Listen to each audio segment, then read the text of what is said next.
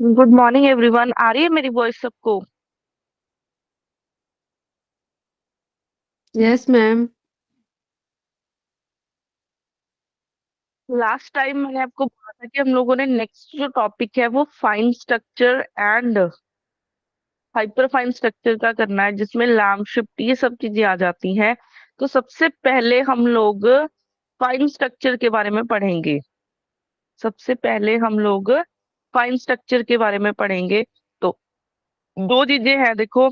एक fine structure होता है, एक हाइपर फाइन स्ट्रक्चर होता है। इन दोनों में डिफरेंस क्या होता है? सबसे पहली चीज, फाइन स्ट्रक्चर में इस चीज को आप चाहे लिख लो।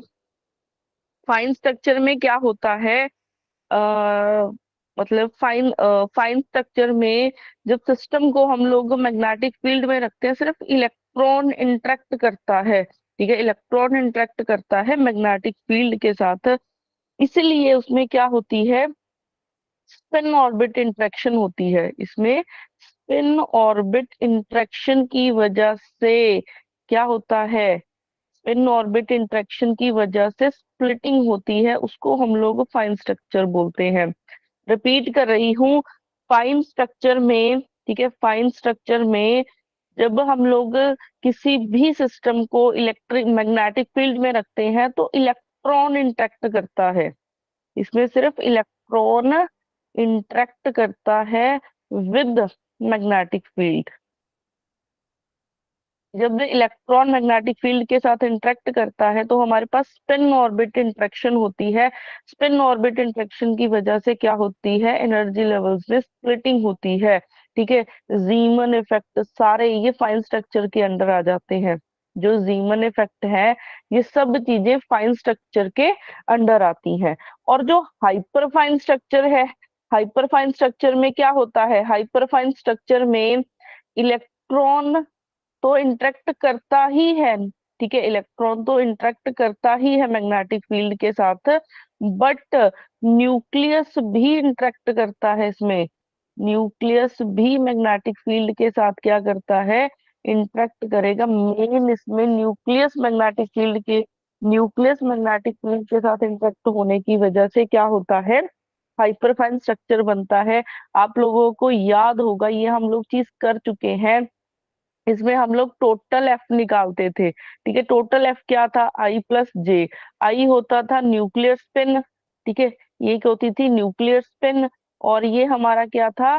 टोटल एंगुलर मोमेंटम था फॉर इलेक्ट्रॉन। तो दोनों की वजह से जब ओवरऑल इफेक्ट देखा गया तो उसको हमने क्या बोला? हाइपरफाइन स्ट्रक्चर बोला। ठीक है, तो ये दोनों में आपको डिफरेंस पता होना चाहिए। ठीक है, ये दोनों में डिफरेंस आपको पता होना चाहिए।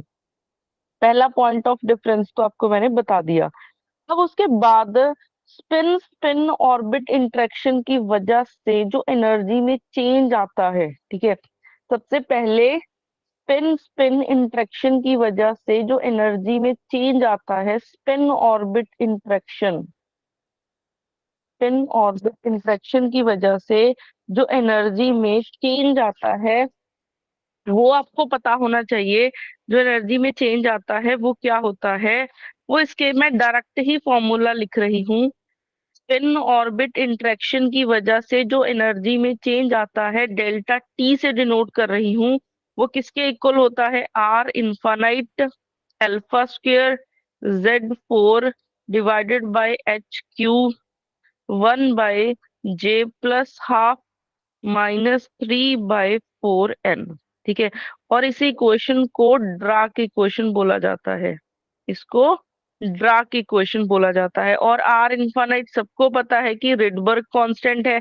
इसकी वैल्यू क्या होती है? 1.097 इंटू 10⁻⁷ पर मीटर। और जो अल्फा है, अल्फा की कोई वैल्यू बताएगा क्या होती है? हम लोग ऑलरेडी क्लास में कर चुके हैं ये। 1/137। ठीक है, अल्फा की वैल्यू ये हम लोग जब बोहर मॉडल किया था उस टाइम पे की थी। जे सबको पता है कि टोटल क्वांटम नंबर है ये टोटल क्वांटम नंबर है। और जे की जो वैल्यू है वो क्या होनी है? L-S to L+S। और एन हमारे पास क्या है, प्रिंसिपल क्वांटम नंबर है। ये हमारा क्या है, प्रिंसिपल क्वांटम नंबर। अच्छा, अब इसमें देखो, इसको हम लोग थोड़ा सा और मॉडिफाई करते हैं। फर्स्ट टर्म को इसमें जैसे आर इन्फानाइट की वैल्यू सब्स्टिट्यूट कर दी, ठीक है, अल्फा की वैल्यू रख दी, एच की वैल्यू रख दी, तो इसको थोड़ा सा सिंप्लीफाई करके हमारे पास जो डेल्टा टी आता है, क्योंकि ये याद रखना थोड़ा सा डिफिकल्ट है, इसको थोड़ा सा और आसान बनाते हैं। अगर मैं वैल्यू सब्स्टिट्यूट कर देती हूँ तो आपके पास आ जाता है वैल्यू 5.84 Z4 बाय, नीचे आ जाता है एन क्यूब। एक मिनट, अच्छा एच क्यूब ही है। क्या हुआ? एन क्यूब इंटू जे प्लस वन। ये बन जाएगा J+½ - 3/4n।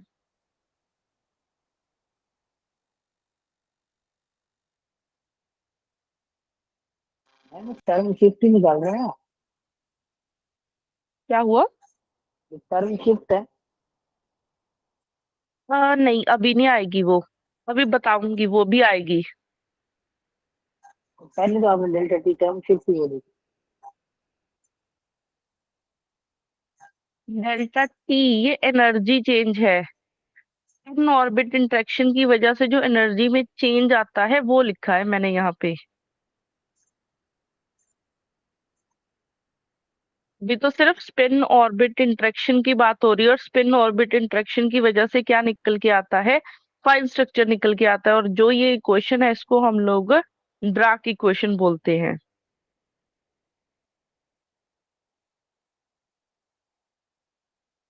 अब उसके बाद देखो, ये लिख लिया है सबने? मैडम ये नीचे एच क्यूब लिखा है आपने, 5.84 Z4 upon H cube. Yes, but ना यहाँ पे एक मिनट रुको, एच क्यूब नहीं आएगा यहाँ पे, ना थोड़ी सी मिस्टेक है, टाइपिंग में भी इन्होंने मिस्टेक कर रखी है, यहाँ पे एन क्यूब ही आएगा। यहाँ पे ना थोड़ा सा चेंज करो, यहाँ पे एच क्यूब नहीं है, यहाँ पे एन क्यूब है।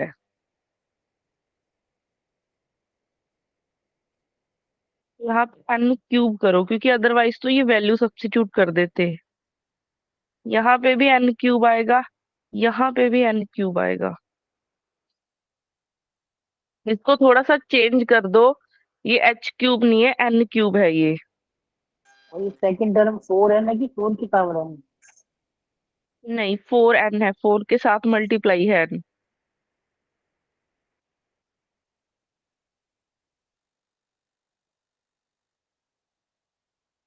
तब उसके बाद देखो, हम लोग फाइन स्ट्रक्चर हमने अभी तक बनाया नहीं था, तो हम सबसे पहले फाइन स्ट्रक्चर बनाते हैं हाइड्रोजन एटम का।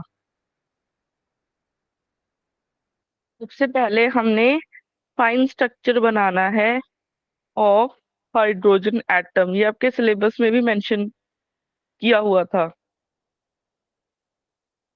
एच एटम का हमने फाइन स्ट्रक्चर बनाना है।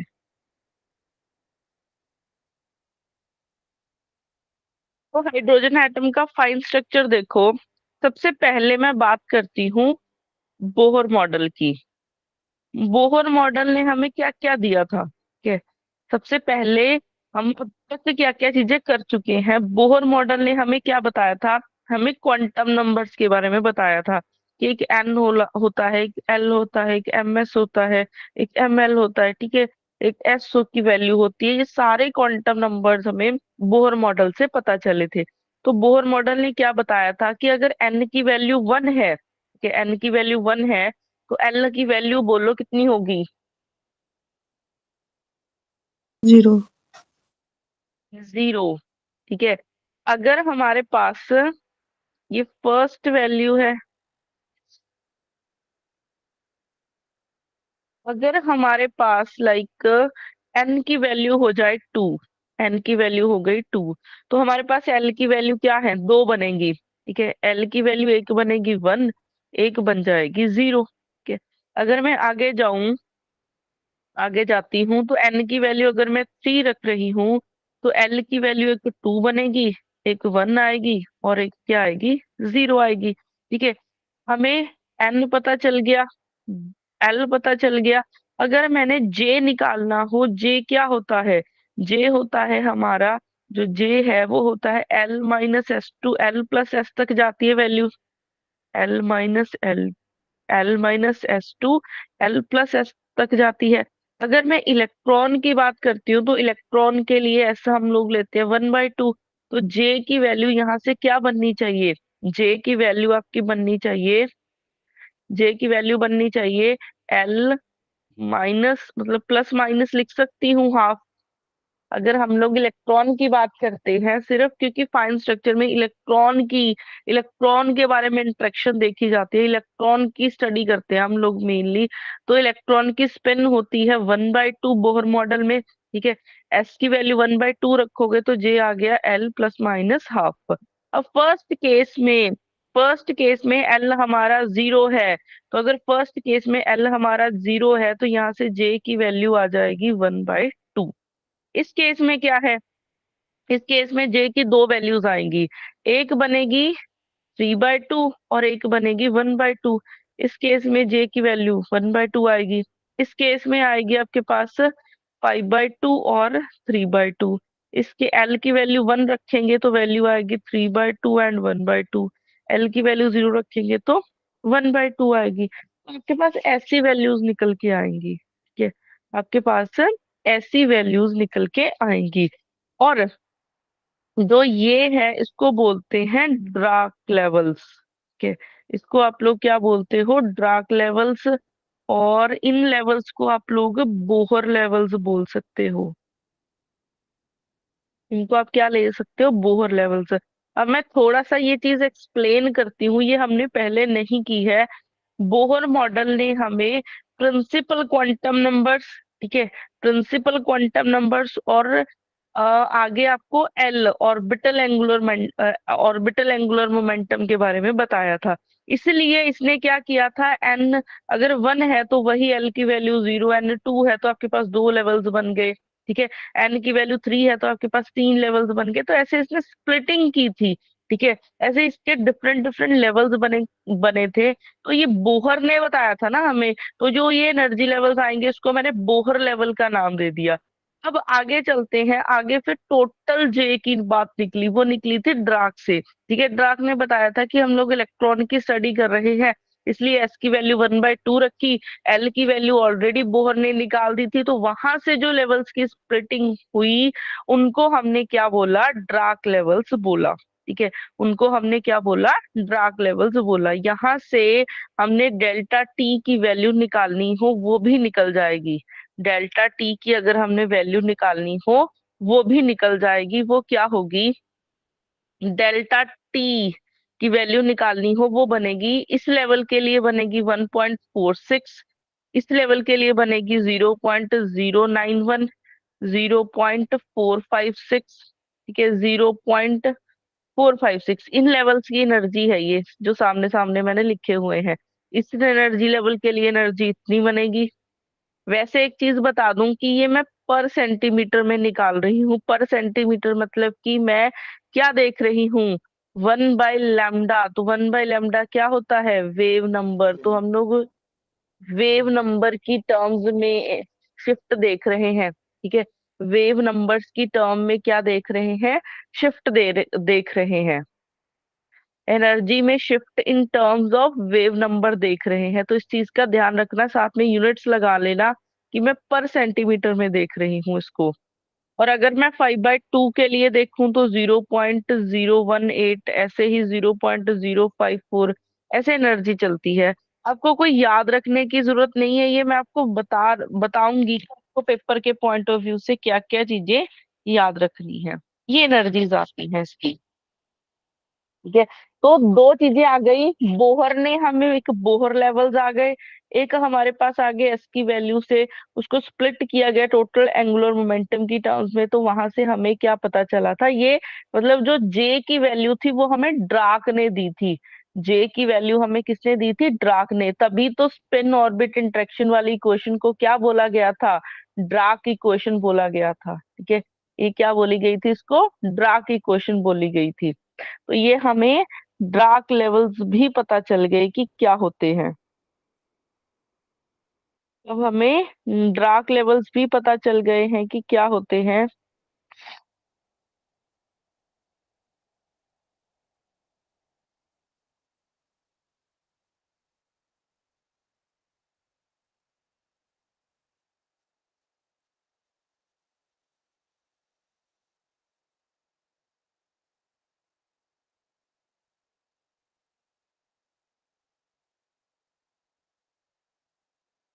इसको लिख लो फटाफट से।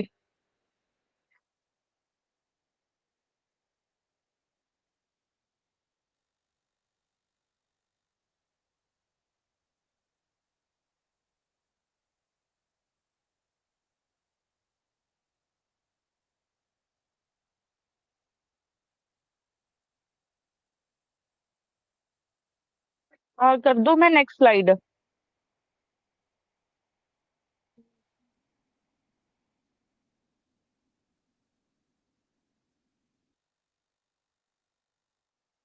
अब उसके बाद देखो, अगर मैं इस फाइन स्ट्रक्चर को एक डायग्राम में हम लोग बनाए, ठीक है, एनर्जी लेवल्स तो हमें पता चल गया कि क्या क्या स्प्लिट होंगे। तो ऐसे बनते हैं। यहाँ पे एन की वैल्यू 1 है, ठीक है। एन की वैल्यू 1 के लिए हमारे पास क्या बनता है? एन की वैल्यू 1 के लिए देखो, मैं किसी और कलर से कर देती हूँ इसको। एन की वैल्यू 1 के लिए हमारे पास एक लेवल बनता है। अगर हम इसको टर्म सिंबल की फॉर्म में बनाए, टर्म सिंबल की फॉर्म में बनाए, तो ये कैसा बनेगा लेवल आपका? ये बन जाएगा एन, ऐसे ही बनता है। अगर मैं इसको ऐसा लिखूं, NL1/2, क्योंकि यहाँ पे स्पिन की बात नहीं कर रही हूँ। स्पिन की बात तब करूंगी जब मैं इलेक्ट्रॉनिक कॉन्फ़िगरेशन लिखूंगी कि इसमें एक इलेक्ट्रॉन है, दो है, तीन है। तो इसलिए मैंने टर्म सिंबल जस्ट इसको ऐसे लिखा है। तो यहां से आपके पास क्या बनेगा? एन की वैल्यू 1 है, L 0 है, इसका मतलब S बनेगा। J की वैल्यू 1/2 है, तो इसको पैर में डाल लो, चाहे इसको J। ठीक है, मैं इस टर्म में लिखूंगी, इसके पैर में J डाल लो। अगर आपने इसको जनरलाइज करना है, मैं इस टर्म में लिखूंगी, क्योंकि यहाँ पे मेरे को इलेक्ट्रॉन्स के बारे में नहीं पता है, इसलिए मैं 2s+1 की बात नहीं करने वाली। J की वैल्यू आ जाएगी 1/2। ऐसे ही अगर आपने इसके लिए लिखना हो तो क्या बनेगा? ये बन जाएगा 2। L की वैल्यू 1 है तो P एक 1/2 बन जाएगा, एक 3/2 बन जाएगा। ठीक है, और ऐसे ही आपके पास, ऐसे ही नेक्स्ट बन जाएगा। उसके लिए एल की वैल्यू 0 है, एल की वैल्यू 0 है तो एस आ जाएगा। इसके लिए 2s1/2 बन जाएगा। इसके लिए आपके पास 3 है ना, तो एल की वैल्यू 2 है तो बनेगा D 5/2, और 3D 3/2।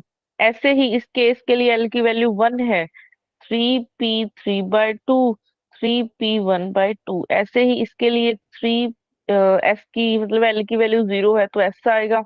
ये बन जाएंगे एनर्जी लेवल।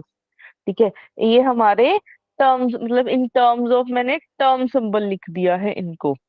तो टर्म सिंबल की फॉर्म में लिखा है, तो अब हम बात करते हैं आगे। अगर मैंने यहाँ पे बनाने हो, ठीक है, एन की वैल्यू 1 है, एन की वैल्यू 1 के लिए आपके पास देखो टर्म सिंबल कैसा बनेगा। एन की वैल्यू 1 के लिए आपके पास जो टर्म सिंबल है वो बना 1s1/2। ये हमारा बोहर लेवल था, बोहर स्पेक्ट्रम भी बोल सकते हो आप इसको। ये हमारा बोहर स्पेक्ट्रम था। ये हमारा क्या आ गया है? डार्क स्पेक्ट्रम आ गया है, डार्क लेवल्स बोल सकते हो। डार्क स्पेक्ट्रम बनाऊंगी मैं इसको। ठीक है, अब उसके बाद अगर मेरे पास एन की वैल्यू 2 है, एन की वैल्यू अगर 2 है, तो एन की वैल्यू 2 पे हमारे पास दो तरह के एनर्जी लेवल्स आते हैं। एन की वैल्यू 2 पे एक आएगा L 1 के लिए, एक आएगा L 0 के लिए, बट इनकी एनर्जीज के अकॉर्डिंग देख लो। एक आपके पास एनर्जी लेवल आएगा 0.091 का, एक आएगा 0.546 का। ठीक है, ड्राग ने बोला था कि इन दोनों एनर्जी लेवल्स की एनर्जी क्या होने वाली है? सेम, मतलब जे की वैल्यू अगर 1/2 है ना, तो उसकी एनर्जी भी क्या रहने वाली है? सेम रहने वाली है। अगर आपकी जे की वैल्यू, जिन जिन के लिए जे की वैल्यू सेम है, उनकी एनर्जीज भी क्या आने वाली है? सेम आने वाली है, उनकी एनर्जीज भी क्या आने वाली है, सेम आने वाली है। देख लो, ड्राक ने क्या बोला था, जिसके लिए जे की वैल्यू सेम है उसके लिए एनर्जीज भी क्या आ रही हैं, सेम आ रही हैं। ठीक है, तो यहां से आपके पास क्या बना था, एनर्जी लेवल्स में ऐसे स्प्लिटिंग हुई थी, ये ऐसे गए एनर्जी लेवल्स, ये दो में स्प्लिट हुआ है, एक L1 के लिए एक L0 के लिए। तो ये बना था 2p3/2, एक एनर्जी लेवल बना है 2s1/2, एक बना है 2p1/2, क्योंकि दोनों के लिए जे की वैल्यू क्या है, सेम है। ठीक है, तो इनका एनर्जीज में कोई फर्क नहीं होगा, दोनों ही डीजनरेट एनर्जी लेवल्स होंगे।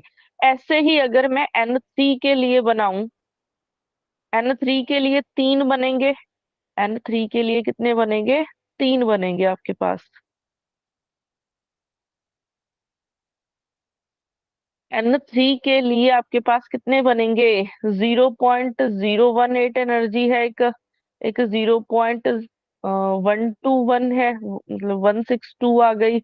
उसके बाद फिर इसकी एनर्जी सेम है, तो कितने एनर्जी लेवल्स दिख रहे हैं आपको, तीन एनर्जीज दिख रही हैं आपके पास, एक ये है, एक सेकेंड एनर्जी ये है, थर्ड एनर्जी ये है। तो अगर हमने इसको ड्रॉ करना हो तो ये बन जाएंगे आपके, ये वाला लेवल कौन सा बनेगा, 3D5/2, फिर 3P3/2, फिर आपके पास 3S1/2। एक इसके साथ 3P1/2 लेवल डीजनरेट होगा, इसके साथ 3D3/2, ये लेवल्स क्या रहेंगे, डीजनरेट रहेंगे।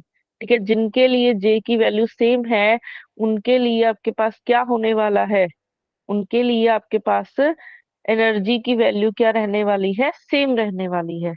उनके लिए एनर्जी की वैल्यू क्या रहने वाली है, सेम। तो ये हमें ड्राक ने बताया था, ये हमें ड्राक ने बताया था। अब उसके बाद बात करते हैं इन दोनों के लिए, अगर मैं इन दोनों लेवल्स की बात करूं, इन दोनों में जो एल है, ठीक है, ये मैडम ये 1s1/2 नीचे क्या है? क्या हुआ, जो आपने n इक्वल टू 1 को लिखा 1s1/2, वो नीचे क्यों है, सेम लेवल में नहीं आएगा? एनर्जी शिफ्ट होने की वजह से आया है, एनर्जी शिफ्ट होने की वजह से नीचे को गया है। तो ऐसे कैसे पता चला होगा ये फिफ्टी?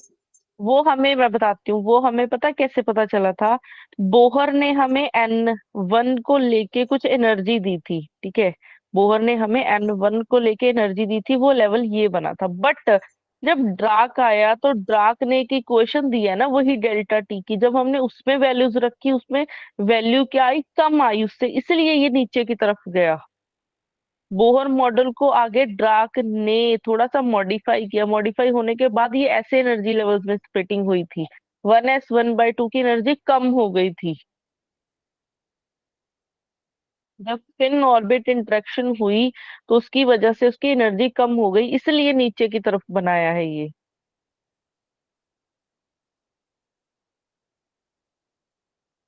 और उसके बाद ये भी रिजल्ट, मतलब जो हमारे एक्सपेरिमेंटली आ रहे थे ना कुछ चीजों को, ये डार्क स्पेक्ट्रम भी एक्सप्लेन नहीं कर पाया। उसके बाद क्या आती है, लैम्प शिफ्ट आती है। ठीक है, उसके बाद क्या आती है, लैम्प शिफ्ट आती है। ये शिफ्ट हमें क्या बताती है, ये आगे मतलब लैम्प एक साइंटिस्ट का ही नाम है, इसने क्या किया था, चीजों को मॉडिफाई किया था। वो मॉडिफाई कैसे किया था, उसने बोला था कि ये जो दो एनर्जी लेवल्स है ना, इन इनके लिए एन की वैल्यू भी 2 है, जे की वैल्यू भी 1/2 है, बट एल की वैल्यूज में डिफरेंस है। एक के लिए एल की वैल्यू 0 है और एक के लिए एल की वैल्यू 1 है, तो इन दोनों की जो एनर्जी है वो सेम नहीं हो सकती, ये डीजनरेट नहीं हो सकते, इनमें कुछ ना कुछ एनर्जी का डिफरेंस होता है। और उसी एनर्जी के डिफरेंस को किसने निकाला था, लैम्प शिफ्ट ने निकाला था। ठीक है, उसी को, इस चीज को किसने निकाला था, लैम्प शिफ्ट ने निकाला था। तो लैम्प शिफ्ट की वजह से हमारे पास जो एनर्जी लेवल्स बनते हैं, लैम्प शिफ्ट की वजह से जो एनर्जी लेवल्स बनते हैं, वो लिख लो आप क्या होते हैं। एक मिनट, मैंने डायग्राम में ही बना के दिखा देती हूँ आपको, इजी रहेगा इसको याद रखना।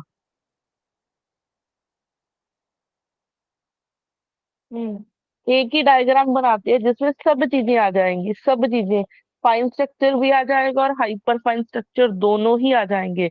तो लैम शिफ्ट ने हमें क्या बताया था कि ये दोनों एनर्जी लेवल्स सेम नहीं होते हैं। ठीक है, दोनों एनर्जी लेवल मतलब दोनों जो ये है लेवल, इनकी एनर्जी सेम नहीं होती है, कुछ ना कुछ डिफरेंस एनर्जी का होता है।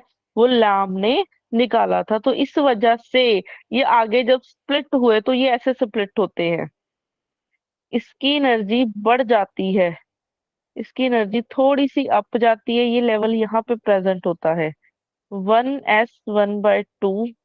और ये वाले लेवल्स क्या होते हैं, ऐसे चले जाते हैं, ये वाले लेवल्स ऐसे ही जाएगा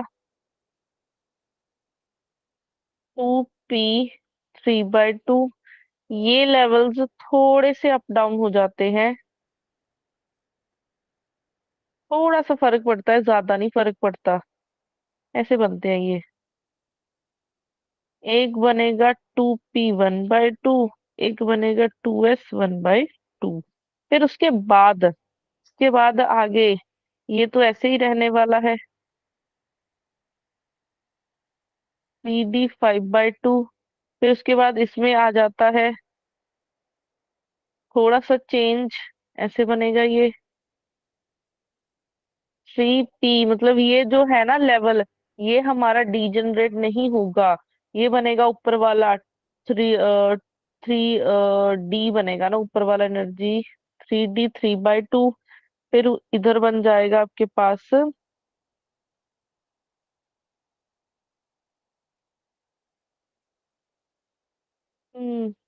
3d3/2। फिर ये बन जाएगा आपका 3p3/2। ऐसे ही ये वाला भी आपका ब्रेक होने वाला है दो में, ये भी दो में ब्रेक हो जाएगा। एक बन जाएगा 3p1/2, एक बन जाएगा 3s1/2। तो ऐसे हर एक लेवल्स इसमें डीजनरेट नहीं होते हैं, कुछ ना कुछ एनर्जी का डिफरेंस होता है। वो हमें किसने बताया था, लैम्प शिफ्ट ने बताया था, वो हमें लैम्प शिफ्ट ने बताया था। अब ये तीन तरह के आ गए, ये तीनों ही हमारे फाइन स्ट्रक्चर का पार्ट है। ये तीनों को हम लोग, अगर आपको पेपर में कभी फाइन स्ट्रक्चर बनाने के लिए बोला जाता है तो लैम्प शिफ्ट, पहले देखो फाइन स्ट्रक्चर दिया था बोहर मॉडल ने, फिर उसमें मॉडिफिकेशन हुई, फिर ड्राक आया, फिर ड्राक को भी आगे मॉडिफाई किया गया, तो फिर लैम्प शिफ्ट आई। तो ये इतना हमारा क्या बना है, फाइन स्ट्रक्चर बना है। ठीक है, ये इतना हमारा फाइन स्ट्रक्चर बना है। अगर हमने आगे फर्दर क्या करना हो ना, हाइपरफाइन स्ट्रक्चर बनाना हो, वो भी हम लोग बना सकते हैं। अगर मैंने हाइपरफाइन स्ट्रक्चर, इसमें न्यूक्लियर स्पिन एंटर कर जाएगी, इसमें न्यूक्लियर स्पिन एंटर कर जाएगी, तो इसके लिए अगर आपने बनाना हो तो ये आपका बन जाएगा ऐसे। हाइपरफाइन स्ट्रक्चर में कौन सी चीज इंक्लूड हो जाती है, एफ इंक्लूड हो जाता है, इसके लिए एफ की वैल्यू 1 बनेगी, इसके लिए एफ की वैल्यू क्या बनेगी, 0। अगर हमने आगे बनाना हो इसके लिए,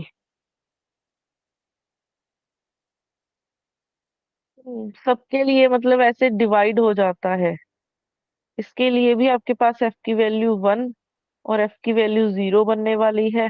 फिर उसके बाद पी के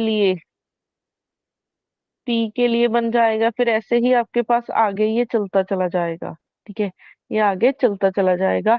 तो हाइपरफाइन स्ट्रक्चर में जस्ट हमने जे हमें पता चल गया है, ठीक है, जे हमें पता चल गया है। अगर हम न्यूक्लियर स्पिन को भी इंक्लूड कर लें, न्यूक्लियर स्पिन की वैल्यू मान लो मैं 1/2 लेके चल रही हूँ, न्यूक्लियर स्पिन की वैल्यू मान लो मैं 1/2 लेके चल रही हूँ, तो आपके पास एफ क्या बन जाता है, एफ बन जाता है I - J to I+J। ये ऑलरेडी हम लोग कर चुके हैं हाइपरफाइन स्ट्रक्चर। जे की वैल्यू रखो, आई की वैल्यू रखो, ऐसे आप स्प्लिटिंग कर सकते हो। तो ये दो तरह के हैं एक होता है फाइन स्ट्रक्चर, एक होता है हाइपर फाइन स्ट्रक्चर। किसी को भी इसमें डाउट हो कोई? मैं सभी में F01 ही आएगा ना? क्या हुआ? मतलब आप सभी में F0 और 1 ही लेंगे? यस। 1/2। नहीं, वैल्यू में वेरिएशन आ रही है। जब 3/2 आएगी या ना? 5/2 आएगा, F is equal to mod of I minus J2 I plus J1। में वैल्यू में चेंज आएगा।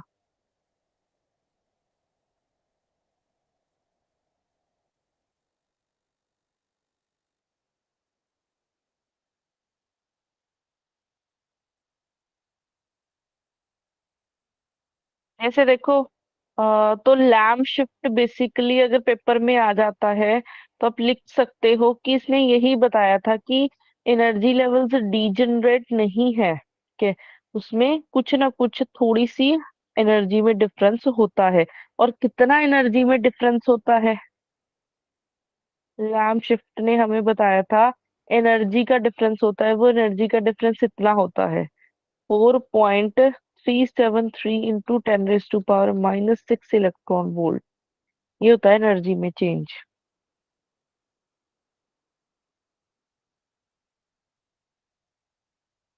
हाँ, अब उसके बाद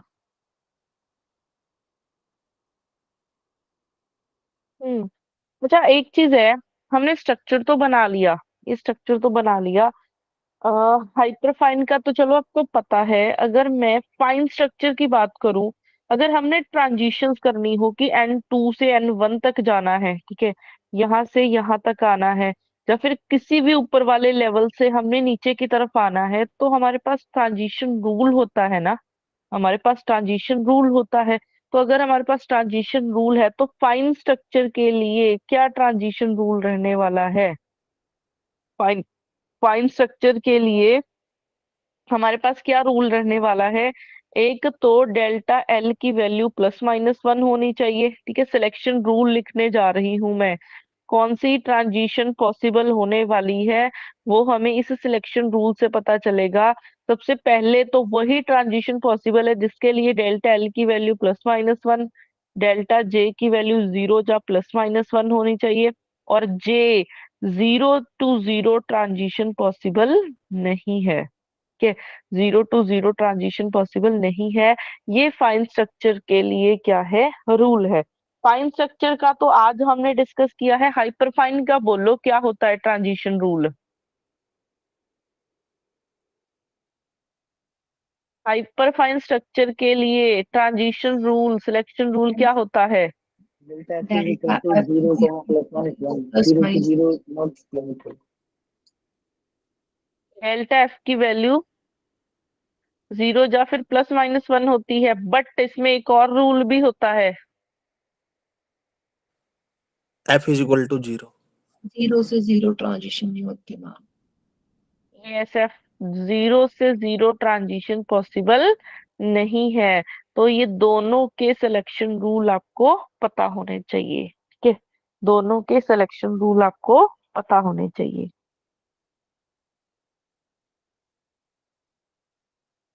तो ये दो हमारे पास थे, एक फाइन स्ट्रक्चर और एक हाइपर फाइन स्ट्रक्चर। इसी में लैम्प शिफ्ट वाला टॉपिक कवर हो जाता है। अब आपका कुछ क्वेश्चंस बचे हुए थे हमारे असाइनमेंट के। एक मिनट मेरे को निकालने दो आपके असाइनमेंट। आप भी सारे ना स्टूडेंट जल्दी से वो टर्म सिंबल वाली असाइनमेंट निकाल लो।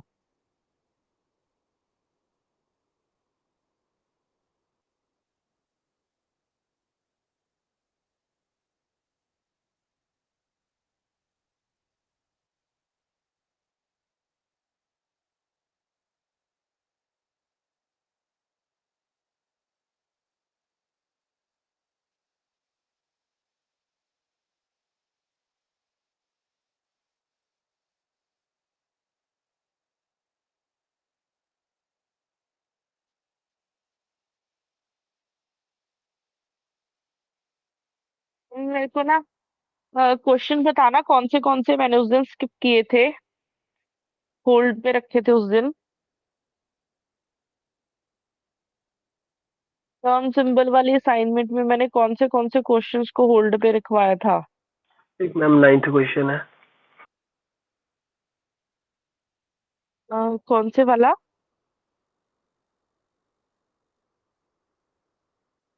9th। 9th तो नहीं था। 9th क्वेश्चन में तो नंबर ऑफ अलाउड ट्रांजिशन पूछे हुए हैं in the fine structure of H alpha. अच्छा ठीक है 9th था। उसके बाद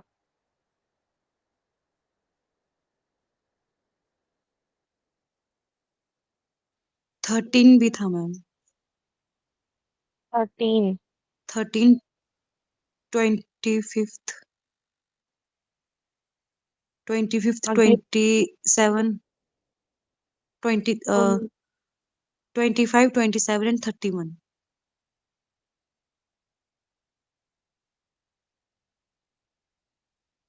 और भी थे। मैम लास्ट वाले हैं 48 है एक।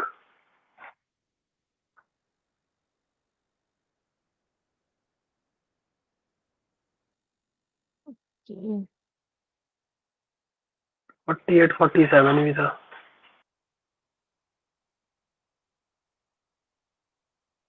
47 भी था।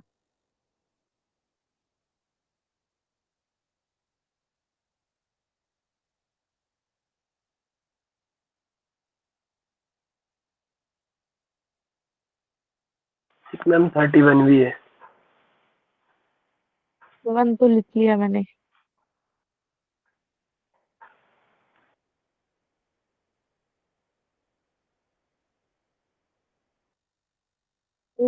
असाइनमेंट ओपन कर लूं मैं।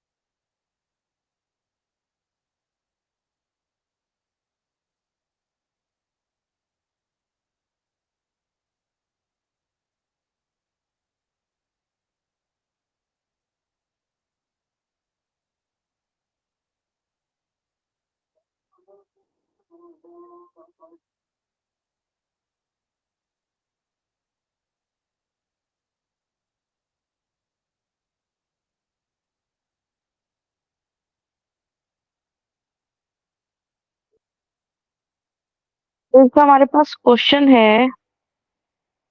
अ,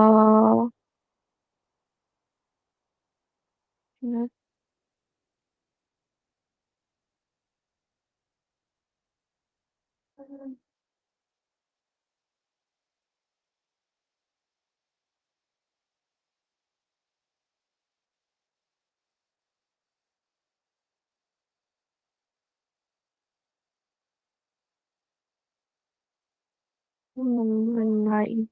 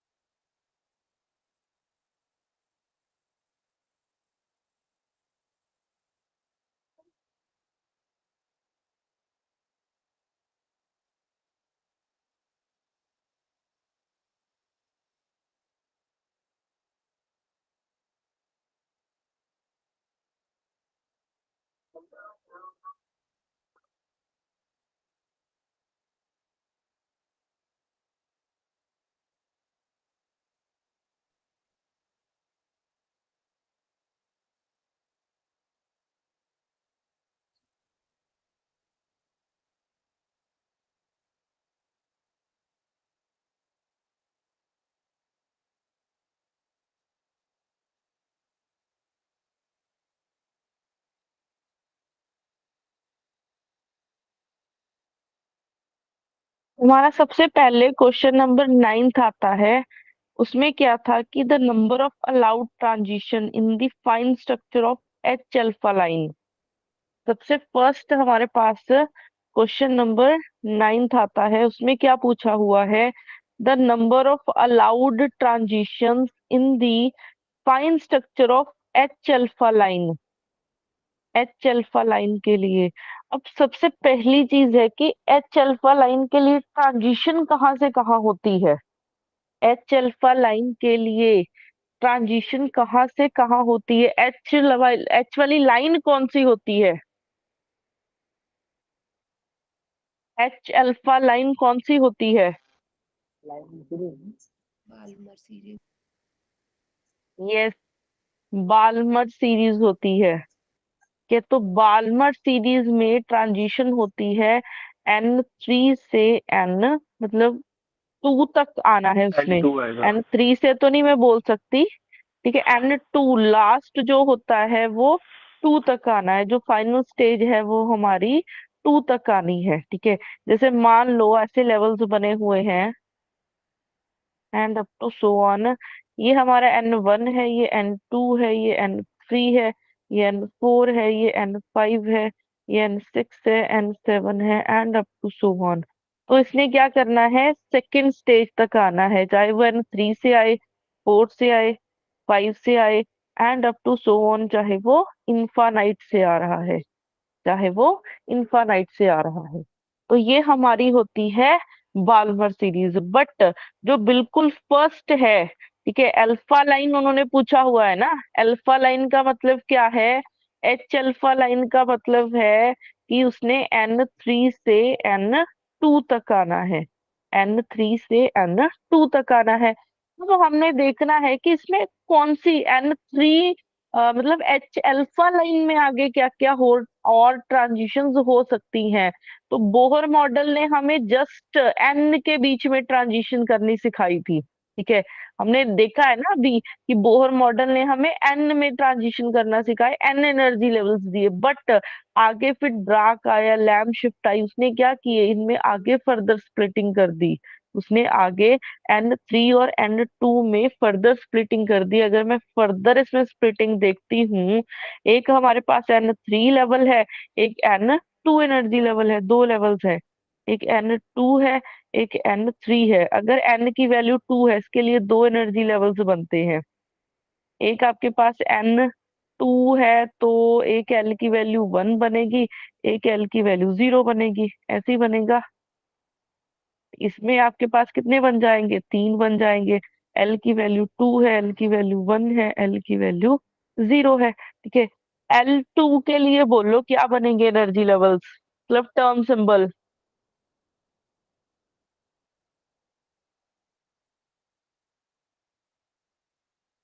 इसमें 3D, ठीक है, 3D। बताओ कौन से लेवल्स बनेंगे।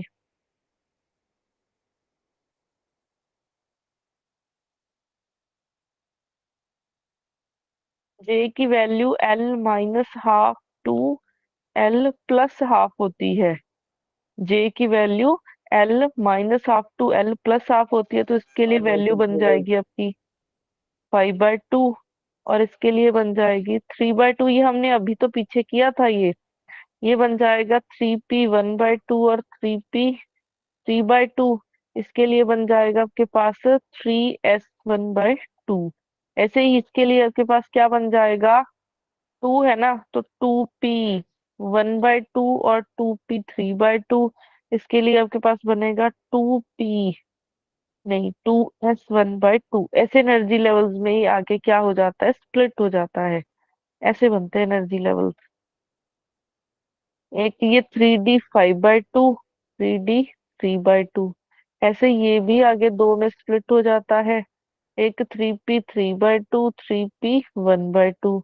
ये फिर आगे ऐसे बन जाता है 3S 1/2। ऐसे ये भी 2 में स्प्लिट हो जाता है, 2P 2P 3/2, ऐसे ये भी बन जाएगा 2S 1/2। इतने एनर्जी लेवल्स में क्या हो जाता है, ये फर्दर स्प्लिट हो जाता है। सिर्फ अगर आपने यही ट्रांजिशन देखनी हो एच अल्फा लाइन की ट्रांजिशन देखनी हो तो उसमें आगे ये फर्दर इतने एनर्जी लेवल्स में क्या हो जाता है, स्प्लिट हो जाता है। ठीक है, अब यहाँ पे हमारे पास क्या है, यहाँ पे अब हम देखनी है, ठीक है, कौन सी ट्रांजिशंस पॉसिबल है। तो ट्रांजिशन रूल अभी हमारे पास क्या था, ट्रांजिशन रूल अभी हमारे पास क्या था कि डेल्टा एल की वैल्यू +-1 रहनी चाहिए और डेल्टा जे की वैल्यू 0 और +-1 हो सकती है, और J0 to J0 पॉसिबल नहीं है ट्रांजिशन। तो ये सिलेक्शन रूल है।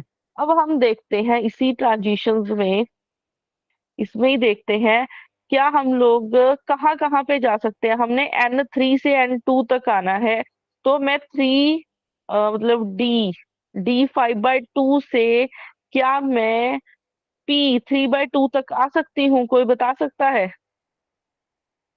3D5/2 से क्या मैं इस लेवल तक आ सकती हूँ?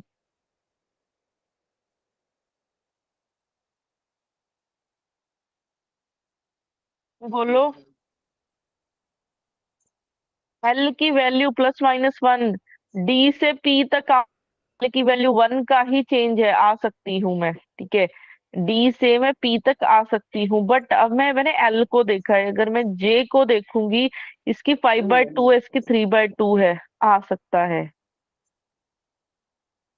ठीक है, इसी से नीचे आऊंगी, नहीं पॉसिबल, क्योंकि वो 2 आ जाएगी जे की वैल्यू। ठीक है, अब मैं फिर आऊंगी उसके बाद D3/2 से P3/2, इसमें भी आ सकती हूँ मैं, और नीचे वाले तक इसमें भी जा सकती हूँ मैं। और क्या पॉसिबल हो सकता है, 3P P3/2 से P3/2 तक आ सकती हूँ कि नहीं आ सकती?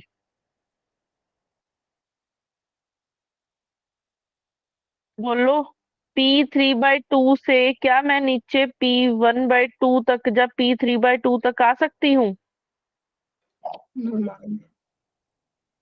नहीं आ सकते, क्योंकि उसमें डेल्टा एल की वैल्यू +-1 नहीं बन रही है, 0 बन रही है। और कौन सी ट्रांजिशन पॉसिबल है? मैं पी से इधर नहीं जा सकती, इधर नहीं आ सकती, बट पी से नीचे तो जा सकती हूँ, इधर तो जा सकती हूँ।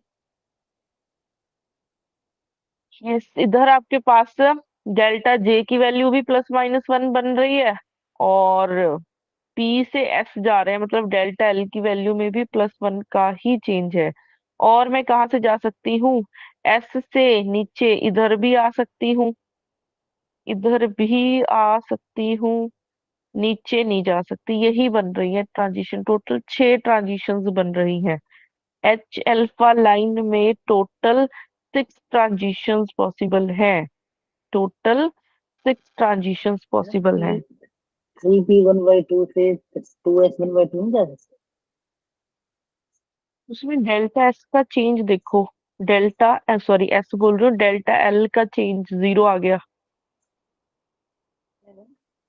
3P1/2 से 2S1/2। Ma'am 3P3/2 to 2P1/2 नहीं जा सकते? बिल्कुल जा सकते हैं, एक ट्रांजिशन बढ़ेगी, यही बनेगा ना। बिल्कुल, ये तो ट्रांजिशन जा सकते हैं, और भी ढूंढो कोई रह गई हो।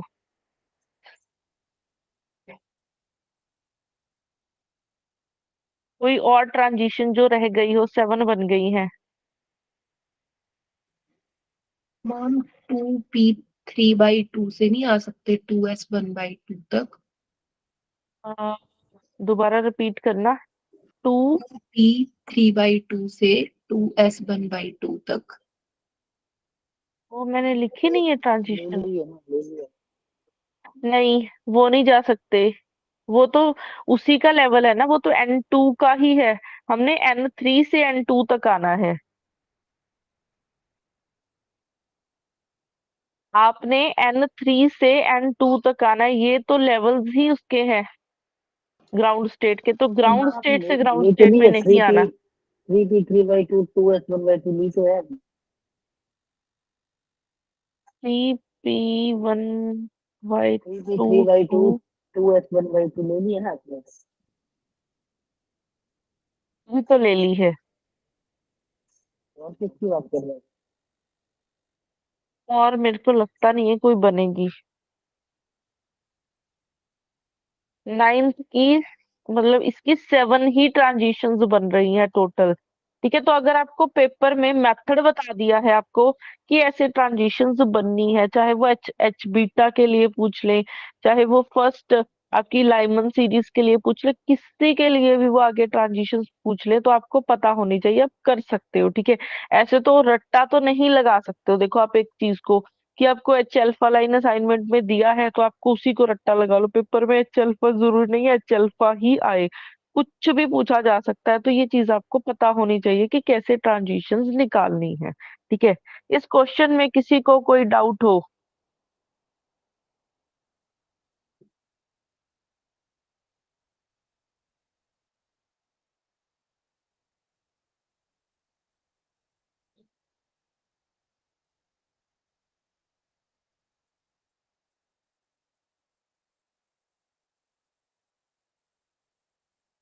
Ma'am n is equal to 2 से n is equal to 3 ही क्यों लिए?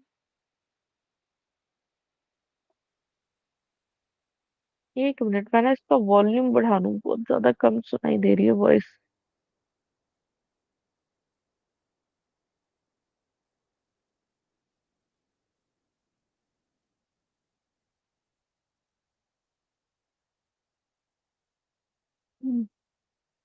वो बोलो, क्या बोला था आपने?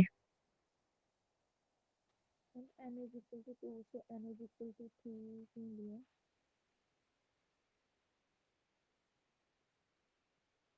n is equal to 3 से n is equal to 2 क्यों लिया? Yes ma'am.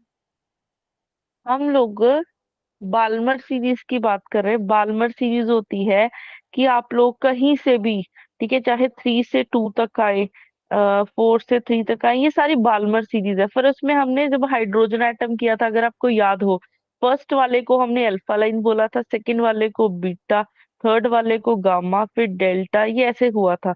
तो एच अल्फा लाइन कहाँ से कहाँ ट्रांजिशन होती है? N3 से N2 तक। एच बीटा लाइन देखना हो तो वो N4 से N2 तक होती है। एच गामा लाइन देखनी हो, नाम दिए थे हमने, N5th टू N2 तक होती है ट्रांजिशन। ऐसे ही एच डेल्टा लाइन थी आपकी, N6th से N2 तक थी। एच इन्फानाइट लाइन हो गई थी जो इन्फानाइट से N2 तक आई थी। ऐसे हमने नाम दे दिए थे ट्रांजिशंस को। तो उन्होंने मेंशन किया हुआ है एच अल्फा लाइन, तो हमने जस्ट इन दोनों को टारगेट किया, इन दोनों के बीच में देखा।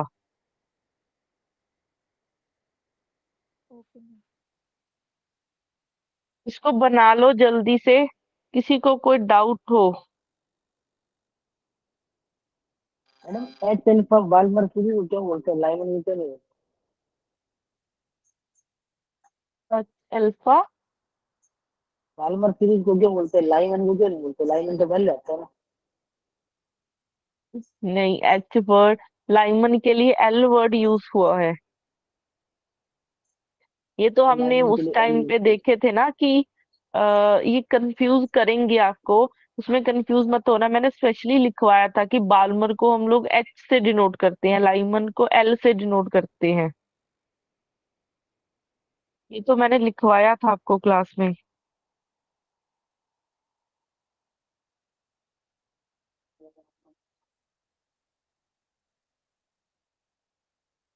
उसको देख लो फटाफट से एक बार, जो हमने किया हुआ है हाइड्रोजन स्पेक्ट्रा।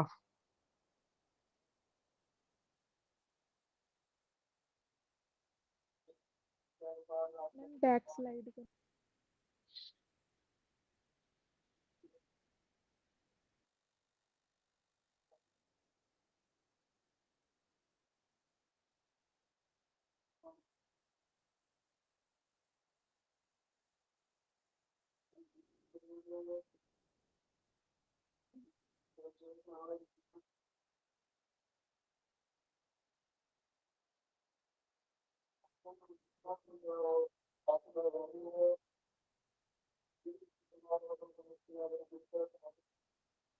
हो गया मैम।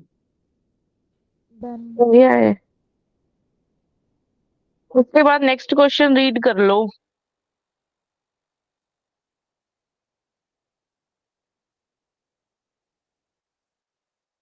नेक्स्ट हमारे पास क्वेश्चन नंबर कौन सा था? 13।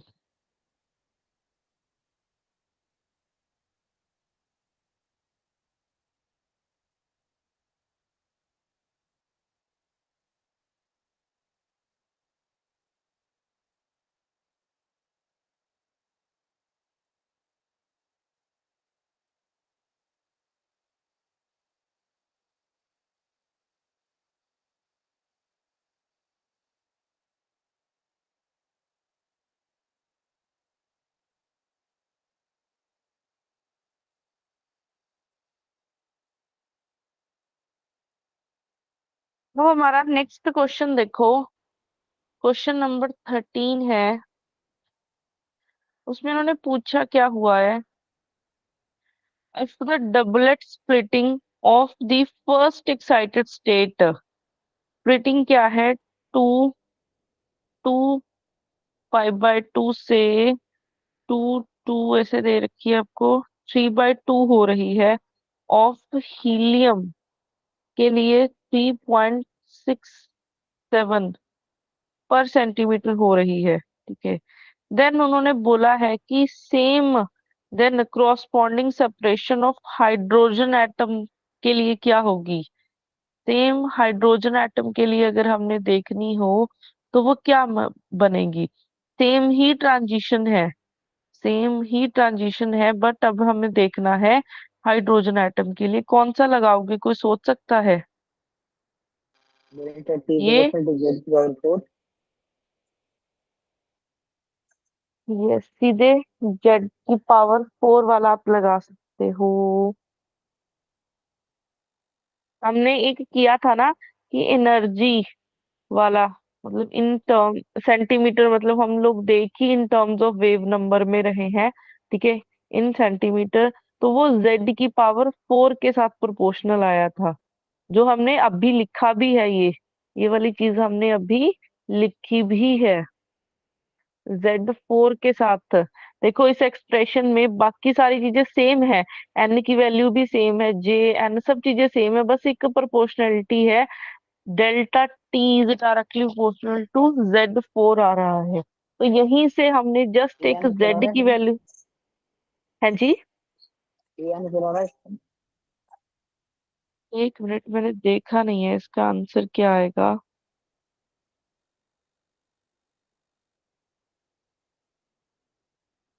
0 गेस, ए आंसर आ रहा है इसका, ठीक है। तो इसमें देखो जो डेल्टा टी है वो एक ही तरह से वेरी कर रहा है, वो कर रहा है हमारा Z⁴ के साथ। तो अगर मैं हीलियम की बात करती हूँ, ठीक है, हीलियम के लिए Z हमारा कितना होता है? 2 होता है। और हाइड्रोजन के लिए हमारा क्या बन जाएगा? हाइड्रोजन के लिए Z हो जाएगा 1। तो अगर हमने देखना हो डेल्टा टी हीलियम के लिए, ठीक है, डिवाइडेड बाय, ये हो डिवाइड कर देते हैं हाइड्रोजन के लिए, तो इसके लिए बन जाएगा 2⁻², और इसके लिए बन जाएगा आपका 2⁻4 बनेगा। इसके लिए बन जाएगा 1⁻4, क्योंकि ये प्रोपोर्शनल है ना Z⁴ के साथ। तो एक बार मैंने लिख लिया हीलियम का, एक बार लिख लिया हाइड्रोजन का, दोनों को कर दिया डिवाइड, तो यहाँ से बन गया 2⁻4 कितना बन जाएगा? 16। तो अगर हमने हाइड्रोजन के लिए निकालना है, हाइड्रोजन के लिए निकालना है तो क्या बन जाएगा? 1/16 टाइम्स डेल्टा टी हीलियम का। तो हीलियम के लिए आपको कितनी दे रखी है एनर्जी? हीलियम के लिए आपको दे रखी है एनर्जी 3.67 पर सेंटीमीटर। तो इसको कैलकुलेट करोगे, कैलकुलेट करके आपके पास हाइड्रोजन के लिए बन जाएगा 0.23 पर सेंटीमीटर। इतना ही बन रहा है सबका कैलकुलेट करके।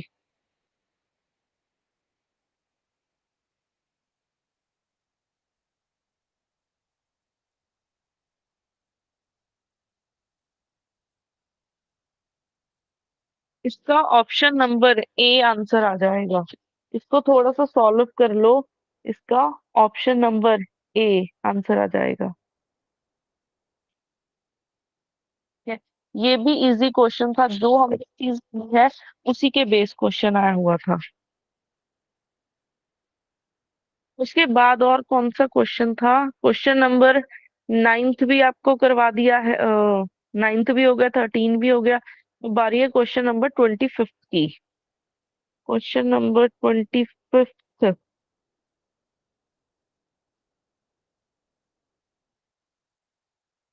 क्वेश्चन नंबर 25 में देखो, हमें ये कर लिख लिया है सबने क्वेश्चन 13।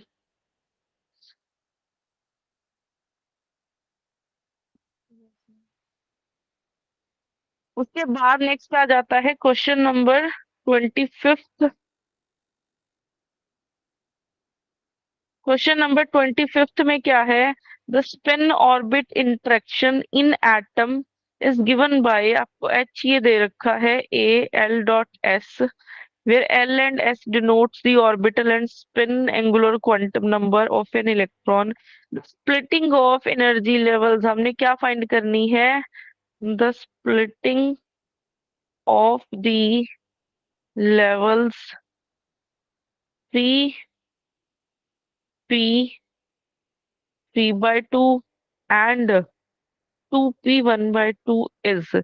अगर कभी भी स्प्लिटिंग देखनी हो ना एनर्जी लेवल्स में, ऐसा पेपर में क्वेश्चन आ जाए, तो जो स्प्लिटिंग है एनर्जी लेवल्स की, ठीक है, जो स्प्लिटिंग है एनर्जी लेवल्स की, उसको आप ऐसे डिनोट कर सकते हो, the splitting of energy levels, वो होता है हमारे पास 2a j+1। जो एनर्जी लेवल्स में जो स्प्लिटिंग होती है वो इसके इक्वल होती है। ये नई चीज है, मैंने अभी तक शायद आपको नहीं बताई है, तो उसको नोट डाउन कर लेना कि अगर कभी पेपर में स्प्लिटिंग पूछी जाए तो वो ये होती है, ए कांस्टेंट है, 2a j+1। ये कहाँ से आया है? मैंने कुछ नहीं किया, ठीक है। एल डॉट एस की हम वैल्यू लिखेंगे, एल डॉट एस की वैल्यू हमें निकालनी आती है। एल की वैल्यू सब्स्टिट्यूट करो, एस की वैल्यू सब्स्टिट्यूट करो, वही कॉस थीटा आ जाएगा। कॉस थीटा की वैल्यू सब्स्टिट्यूट करके इसको थोड़ा सा आगे सिंप्लीफाई करेंगे, फिर दोनों एनर्जी लेवल्स में डिफरेंस देखेंगे। डिफरेंस करके आपके पास ये बन जाएगा। डेरिवेशन पे नहीं जाएंगे, डायरेक्ट इस चीज को याद रख लेना। अब यहाँ पे दो एनर्जी लेवल्स है आपके पास, क्वेश्चन में एक, तो 2p3/2 और 2p1/2 है, आपने बस 3p3/2। मैं वही बता रही हूँ आपको। अच्छा, 2 है यहाँ पे, दोनों जगह 2 है ना, 2p3/2 और 2p1/2 ये है आपके पास, ठीक है। अब यहाँ पे देखो आप, हमने अगर स्प्लिटिंग देखनी है तो j सिर्फ एक वैल्यू है, बट इधर तो j की वैल्यू 3/2 है और इधर आपके पास j की वैल्यू 1/2 है। तो आपने कौन सी लेनी है? आपने लोएस्ट वाली वैल्यू लेनी होती है। आपने लोएस्ट वाली वैल्यू लेनी होती है। इसमें लिख लेना कि जो j है वो आपने लोएस्ट एनर्जी लेवल का लेना है। तो लोएस्ट कौन सा है? j1/2। तो यहाँ पे डेल्टा ई आपके पास बन जाएगा 2a 1/2 + 1। तो ये बन जाएगा 2a × 3/2। और ये कट, और साथ में एच कट स्क्वायर भी आएगा, साथ में एच कट स्क्वायर भी आएगा। वो मैंने लिखा नहीं था, क्योंकि जब एल डॉट एस करते हो, अगर आपको याद हो, वहां पे एच कट स्क्वायर टर्म आती ही आती है, तो यहाँ पे भी एच कट स्क्वायर टर्म आएगी। तो इधर भी एच कट स्क्वायर लिख लो, इधर भी। तो ये 2 से 2 हो जाएगा कैंसिल, तो डेल्टा ई की वैल्यू बन जाएगी 3a एच कट स्क्वायर। तो ऑप्शन नंबर सी करेक्ट हो जाएगा इसका, ऑप्शन नंबर सी करेक्ट हो जाएगा। तो सिर्फ एक नई जो टर्म निकल के आई है कि अगर आपको पेपर में कभी स्प्लिटिंग पूछी जाए, आम पूछ ली जाती है, तो वो होती है 2a j+1 H cut square. और जो जे है वो आपने लोएस्ट वाला लेना है, जे आपने लोएस्ट वाला लेना है।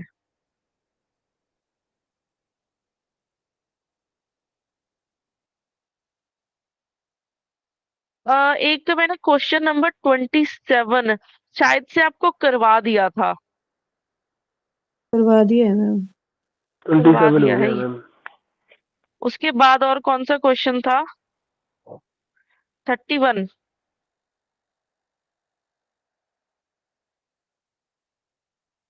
Yes, ma'am.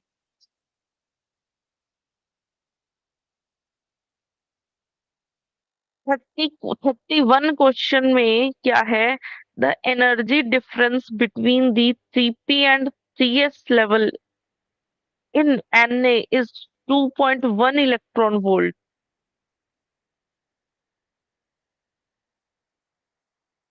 उन्होंने दिया है कि Na एटम के लिए, सोडियम की बात कर रहे हैं, उसमें 3p and 3s energy levels, three in energy level difference आपको दे रखा है, डेल्टा ई की वैल्यू वो दे रखी है 2.1 इलेक्ट्रॉन वोल्ट।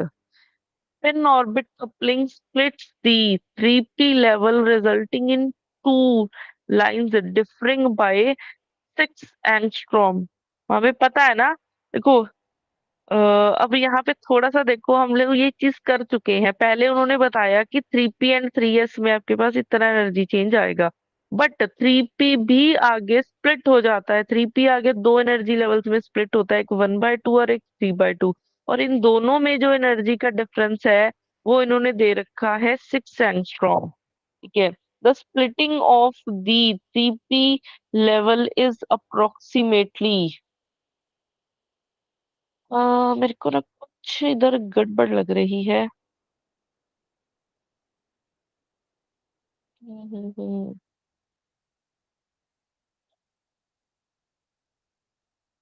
मतलब स्प्लिटिंग। इसमें ऐसा ना, थ्री पी दो लेवल में टूट रहा है, तो वो दो लेवल से जो 3s में ट्रांजिशन हो रही है, उन वेवलेंथ का डिफरेंस दिया है। वेवलेंथ देख, वो तो हो गया है। स्प्लिटिंग ऑफ 3p, हमें वही स्प्लिटिंग एनर्जी फाइंड करनी है मेन चीज। जो स्प्लिटिंग एनर्जी है वो हमने अभी लिखी थी ना, Aj+1 एच कट स्क्वायर, ये लिखा था हमने। अब हमें 3p लेवल्स के लिए देखना है, तो 3p लेवल्स के लिए क्या रखूंगी यहाँ पे मैं J की वैल्यू? half,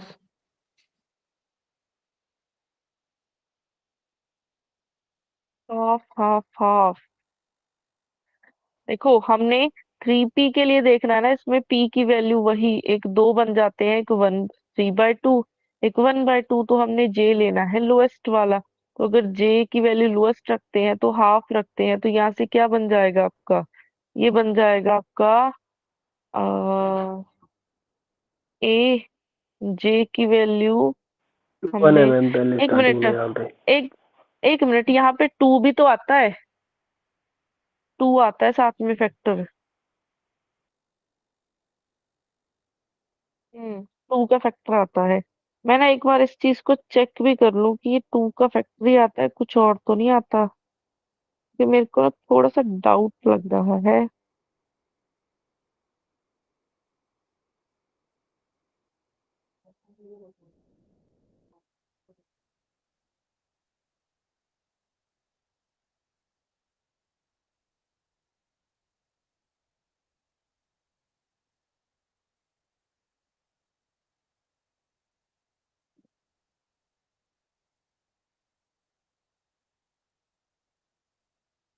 ठीक है, आता है 2 का फैक्टर।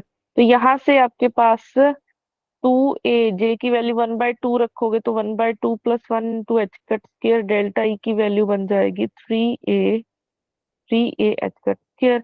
बट हमारे क्वेश्चन में हमें a की वैल्यू, उन्होंने एक इलेक्ट्रॉन वोल्ट में आंसर पूछा हुआ है। उन्होंने इलेक्ट्रॉन वोल्ट में आंसर पूछा है, तो कैसे सॉल्व करोगे इसको आगे?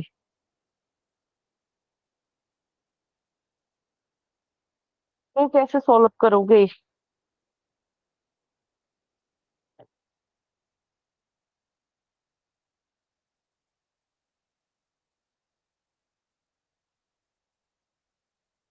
लगाओगे कोई दिमाग कि कैसे निकलेगा ये?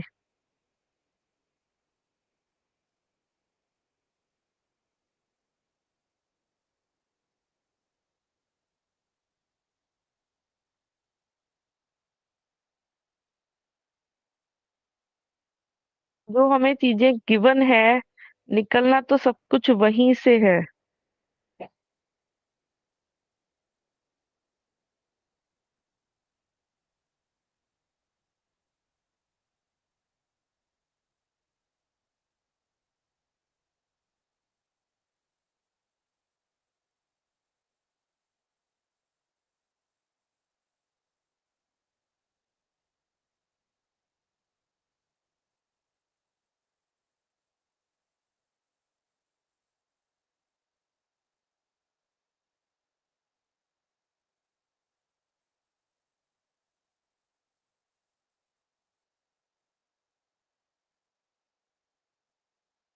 सोचो कोई कैसे निकलेगा।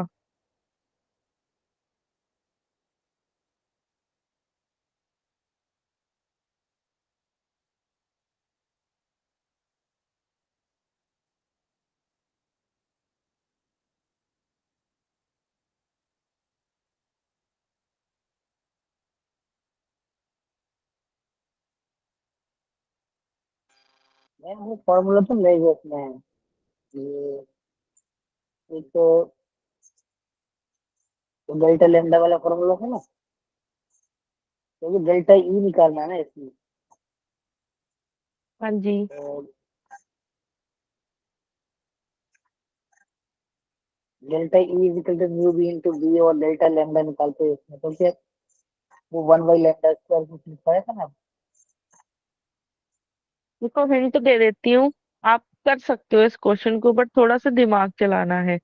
आपको डेल्टा टी की वैल्यू भी यहाँ पे गिवन है, उसका भी यूज कर सकते हो आप। जो हमने लास्ट किया हुआ है उससे भी निकल जाए। आप कोई पुराना फॉर्मूला भी यूज कर सकते हो। ये निकलना चाहिए आपका आंसर इसका। मुझे जस्ट ए की वैल्यू निकालनी है। ए एच का स्क्वायर की, वो उन्होंने इलेक्ट्रॉन वोल्ट में दे रखा है। तो कंपेयर करना है जस्ट, ठीक है। कांस्टेंट की वैल्यू फाइंड करनी है, इस पे थोड़ा सा दिमाग चलाओ, ये निकल जाना चाहिए। है तो बहुत आसान, बट थोड़ा सा आपको दिमाग चलाना पड़ेगा। ये एज अ होमवर्क छोड़ रही हूँ, अगर नहीं होता है, ठीक है, मैं आपको शाम को आज, कल तक नहीं लेके जाऊंगी, 3 बजे तक आपको सोल्यूशन प्रोवाइड कर दूंगी। बट आप लोग पहले आप ट्राई करके भेजोगे इसको। अगर नहीं होता है तब मैं भेजूंगी। डेल्टा ई की वैल्यू मैम 6 एंगस्ट्रॉम पुट करनी है इसमें। डेल्टा ई की वैल्यू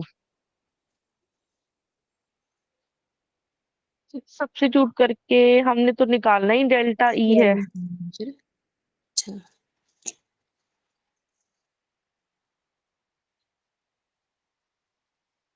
थोड़ा सा दिमाग चलाओ इस पे, थोड़ा सा।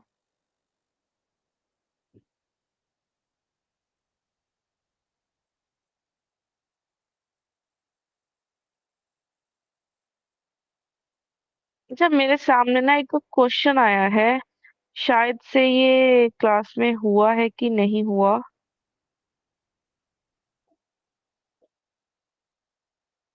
एक क्वेश्चन आया था।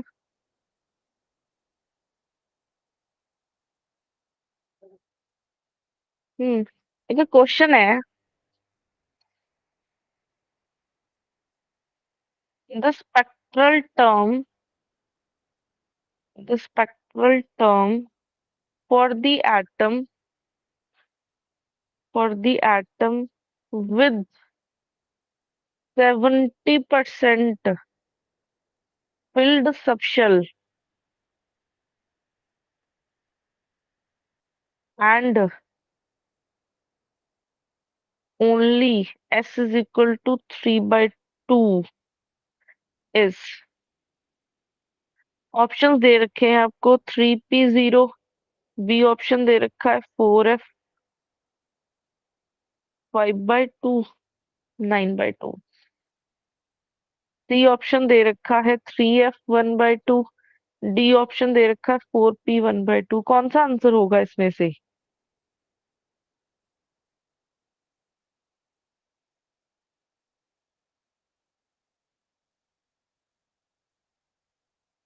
कैसे करोगे इस क्वेश्चन को सॉल्व? बहुत आसान है वैसे तो ये।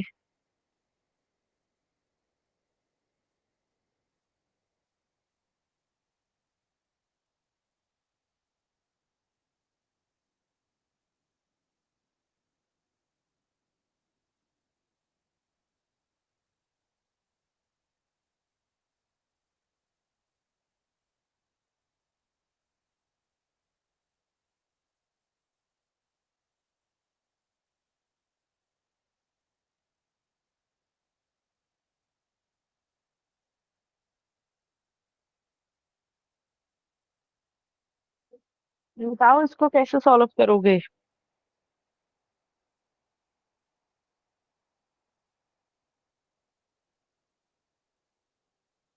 मैम आंसर इसका बी है। यस, बी आंसर है।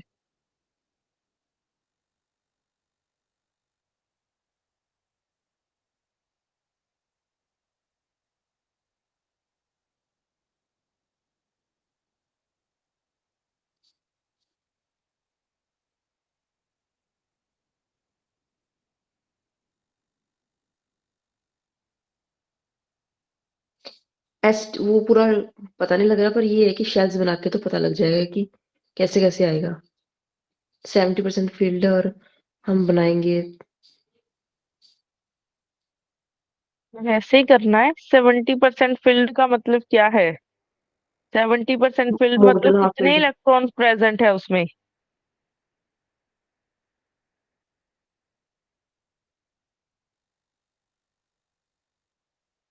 70% का मतलब बोलो क्या है, उसमें कितने इलेक्ट्रॉन्स होंगे?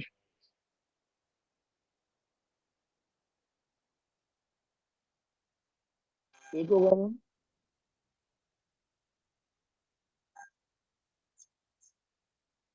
दोबारा बताना, कितने बोले आपने? 1। 1 इलेक्ट्रॉन। आओ। 70% नंबर ऑफ इलेक्ट्रॉन 70%, मतलब फिर 1 ही देखो, लेना पड़ेगा ना। अब आप इधर देखो, क्वेश्चन क्या है। इसमें आपको एस की वैल्यू दे रखी है 3/2। ए और सी ये तो ऐसे पहली चीज ऑप्शन तो कट हो जाएंगे ना। एस की वैल्यू है 3/2। ठीक है। अब यहाँ से आपके पास क्या है? उन्होंने बोला है कि जो सबशेल है आपका वो 70% फिल्ड है। अब आपको ये तो नहीं दिया ना कि एस आपका, मतलब कि एस सबशेल है, पी है, डी है, वो तो आपको फाइंड ही करना पड़ेगा। तो सबसे पहले आप लेके चले कि अगर ये एस सबशेल है, एस सबशेल में क्या होता है, एक ही बॉक्स होता है। या तो वो 50% फिल्ड होगा या फिर 100% फिल्ड होगा। एस सबशेल में सिर्फ दो ही ऑप्शंस होती हैं। अगर एक इलेक्ट्रॉन है तो वो 50% फिल्ड होगा, अगर दो इलेक्ट्रॉन्स है तो 100%। तो एस सबशेल तो होएगा नहीं, पहली चीज। एस सबशेल तो हो ही नहीं सकता, इसमें 70% की तो कोई पॉसिबिलिटी होती ही नहीं है। अब मैं चलती हूँ पी सबशेल पे। अब मैं चलती हूँ पी सबशेल पे। पी सबशेल में 3 बॉक्स बने होते हैं। 3 बॉक्स बने होंगे। ठीक है। अगर आप मान लो, अगर मैंने इधर रखा, 3 इलेक्ट्रॉन्स रखे इसमें, ठीक है, 3 इलेक्ट्रॉन्स रखे, तो आपका क्या होता है, 50% होता है। 3 इलेक्ट्रॉन्स रखोगे तो 50% होगा। ठीक है। अगर मैं उसमें क्या रखूं, इसमें मैं क्या रखूं, इसमें मैं रखती हूँ 6 इलेक्ट्रॉन्स, देन वो होता है 100%। अब इसमें थोड़ा सा फर्क ये पड़ चुका है कि 70% को कैसे ब्रेक करोगे।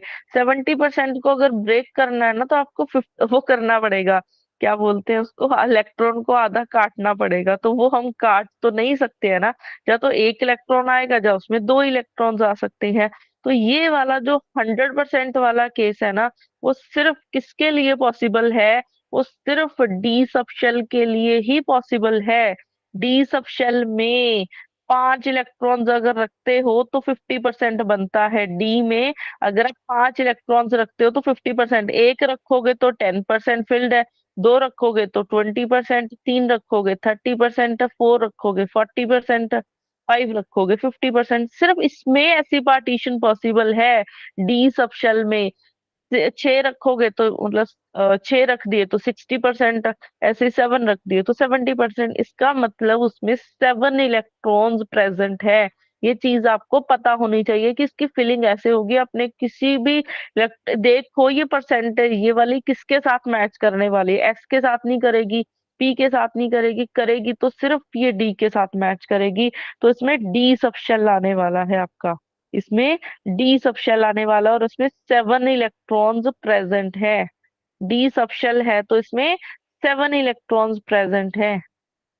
तो डी सबशेल है, 7 इलेक्ट्रॉन्स प्रेजेंट है। एक तो आपने ऐसे रख दिया, एक आपका हो जाएगा। ऐसे 7 इलेक्ट्रॉन रख दिए। तो इसके लिए अगर आपने एल की वैल्यू निकालनी हो +2 +1 0 -1 -2, तो एल की वैल्यू क्या बनेगी? 2 इलेक्ट्रॉन्स है, 2 ही वैल्यू है, 2 इलेक्ट्रॉन है, +1 वैल्यू है, फिर 0 है। ठीक है, फिर उसके बाद आ जाएगी -1, फिर आ जाएगी -2। तो यहाँ से बन जाएगा 4 +2 +0 -1 -2। तो एल की वैल्यू आपके पास कितनी बनी यहाँ से? 6 -3, 3 बन गई। ठीक है, एस की वैल्यू, इधर भी 0 बना, इधर भी 0 बना। ठीक है, इधर आपके पास 3 इलेक्ट्रॉन अनपेड बचे हैं, तो 3 × हाफ, ये बन गई एस की वैल्यू 3/2, और हमें 3/2 ही गिवन है। तो एक तो आइडिया आपको यहाँ से भी लग जाना चाहिए था कि एस की वैल्यू 3/2 है, तो 3 अनपेड इलेक्ट्रॉन बचने वाले हैं। तो वो सिर्फ इसी के लिए पॉसिबल हो सकता है, ना एस के लिए आएगा ना उसके लिए आएगा, पी के लिए आएगा। आगे आप एफ पे चलोगे, उसके लिए भी ये चीज 100% वाला पॉसिबल नहीं होगा। ठीक है, तो 100% वाला सिर्फ इस डी वाले में ही पॉसिबल है। तो आपको एल की वैल्यू पता चल गई, एस की वैल्यू पता चल गई, तो जे निकल जाएगा L - S2 L + S। तो ये आपका बन गया 3 - 3/2 2 3 + 3/2। तो जे की वैल्यू कितनी बनी आपकी? 3/2 2 9/2। जे की वैल्यू एक 3/2 आ रही है, 5/2 आएगी, एक 7/2 आएगी, एक 9/2 आएगी। तो ऑप्शंस में क्या था? ऑप्शंस में पहली चीज एल की वैल्यू 3 है, तो एफ आना चाहिए था। एफ हमारा 1/2 तो आ ही नहीं रहा है, वो स्टार्ट ही 3/2 से हो रहा है, तो ऑप्शन नंबर बी आ रहा है। एक मेरे को चीज बताओ कि किसी ने ये वाली चीज किए बिना 9/2 कैसे निकाला था? ऐसे तुक्का मारा था? मैम एस्टिमेट लगाया था, जैसे आपने पहले बताया ना कि एस में भी नहीं हो सकता, पी में भी नहीं हो सकता, तो उस अकॉर्डिंग हमने एफ को एस्टिमेट लगाया था। कि ये दिमाग में नहीं आ रहा था कि एस 3/2 है तो 3 इलेक्ट्रॉन्स, ये तो पता था कि बाकी में नहीं पॉसिबिलिटी है, तभी एफ बोल रहे थे।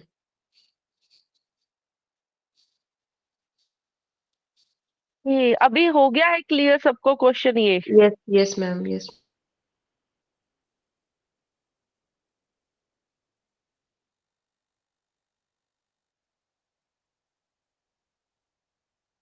अच्छा, अब इसी में असाइनमेंट थी ना, उसके क्वेश्चन नंबर 48 देखो।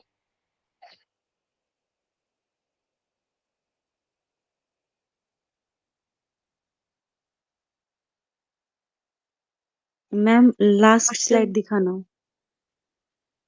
ये वाली। Yes ma'am.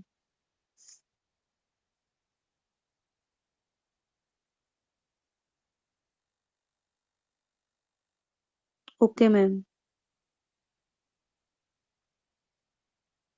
तो क्वेश्चन नंबर 48 भी बहुत इजी है, इसके रिलेटेड हम लोग क्वेश्चन ऑलरेडी कर चुके हैं। कि जैसे इन्होंने क्वेश्चन में क्या दिया है, the fine structure splitting between the 3p 3/2a and 2p 1/2 levels in hydrogen atom is 0.4 per centimeter. The corresponding splitting in lithium में दे रखी है। तो इन्हें स्प्लिटिंग दे रखी है किसमें? For hydrogen atom. Hydrogen atom के लिए 2p 3/2 टू 2p 1/2 में जो स्प्लिटिंग दी हुई है, वो दी हुई है आपको 0.4 पर सेंटीमीटर। उन्होंने पूछा है फॉर लिथियम 2+ एटम। तो हाइड्रोजन एटम के लिए Z1 होता है, लिथियम के लिए आपके पास Z कितना होता है? 3। तो हमें पता है कि डेल्टा T डायरेक्टिव पोर्शन होता है Z⁴ के साथ, तो हमें लिथियम के लिए फाइंड करना है। दोनों को हम लोग कर देते हैं डिवाइड, तो ये बन जाए, प्रोपोर्शनैलिटी हट जाएगी, Z4/Z4। लिथियम के लिए हमने 3 का 4 होगा, और हाइड्रोजन के लिए 1 का 4 होगा। 3 का 4 करते हैं तो कितना बनेगा? 81। 51। तीन क्या 9 क्या 5 क्या? यही होता है ना, 3 की पावर 4 करनी है हमने, 4 टाइम्स 81 करोगे 81। 9 9 81 बनेगा। और साथ में आ जाएगा आपके पास, अच्छा 81 बनेगा डिवाइडेड बाय 1 की पावर 4 है तो 1 ही बन जाएगा। तो यहाँ से डेल्टा टी लिथियम का बन जाएगा 81 इंटू डेल्टा टी हाइड्रोजन का, और कितनी दे रखी है वैल्यू 0.4 सेंटीमीटर। कितना बना मल्टीप्लाई करके?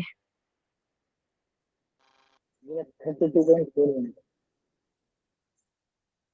हम्म,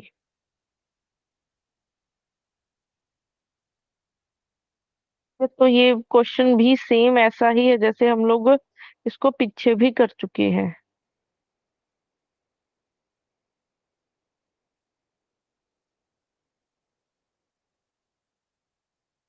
ये आपका 32.4 पर सेंटीमीटर बन रहा है। ओके, 32.4 सेंटीमीटर आ जाएगा आंसर।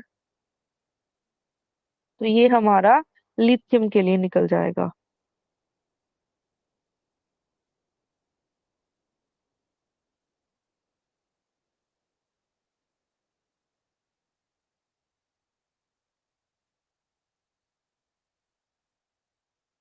अब उसके बाद एक आता है क्वेश्चन नंबर 47।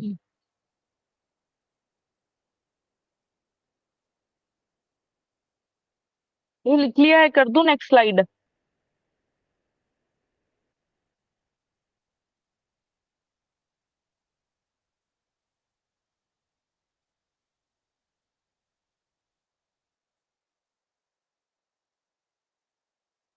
Question number 47।